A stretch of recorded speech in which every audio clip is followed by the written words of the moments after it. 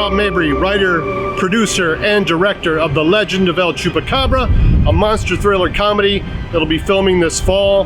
We're about to go inside and talk to Sergio Guerra. Sergio leads up Darkness Effects, and we're going to talk to him about potentially bringing El Chupacabra to life.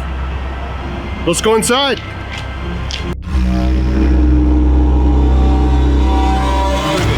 I'm doing good. Nice to meet you. Hey, so we talked a little bit on the phone. I'm excited about the possibility of working with you on El Chupacabra. Likewise. And so I'm curious, like, I don't know if it started as a kid, but like, how did you get involved in effects? Like, what was the inspiration?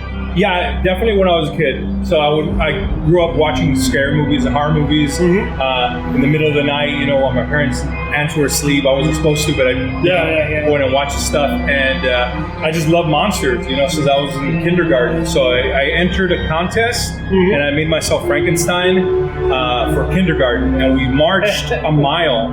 And the whole mile I marched with my arms and my legs without bending them at all. So everybody got really impressed, and they gave me the awards and all these accolades. So I think all those pats on the backs kind of got me started in the right path. So I know you were on Faceoff, which I really missed that show. I wish they would bring it back. It was so much fun to watch those artists create.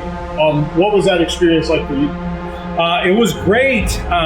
Here in San Antonio, this is where I'm based off of, so there's not a lot of people that do what I do, Mm-hmm. Going out there to LA and being able to meet all these other great artists, we all had so many stories to swap. Our first night there, we were the original, we shot the pilot, for the first season. And we didn't know it was going to go further or not. So we all just befriended each other that whole first night. We stayed up just talking, shop talk, going up against people like that and being able just to get in the door, because there was 700 applicants for that first season. Mm-hmm. So just to be able to be picked to be on the show was awesome. El Chupacabra.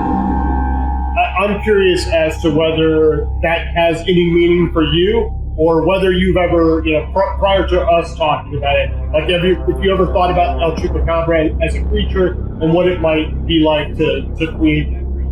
Yeah, actually, being Latino, right? We hear about El Chupacabra since we were kids, Right. And so I've definitely heard the term and thought about the creature, and it's always interesting to me, zoology, all the different types of possible, animal-human hybrids or whatever it is, And with the Chupacabra, it's interesting because you got a lot of stories that tell you specific things like puncture wounds, Mm-hmm. But then there's sightings of, supposedly of the Chupacabra, and the descriptions are a little different. So it's kind of cool for myself as a designer, because then you can kind of maybe take just the overall mental image from people's supposed visions of him, and play with that and make it a little bit more otherworldly or something. Because it could be an alien or it could be something from here. Well, Sergio, I really appreciate you giving us some time here to chat. Super excited about The Legend of El Chupacabra and creating a creature that's going to be exciting for all of our fans who love cryptozoology and cryptids. So we will see you soon.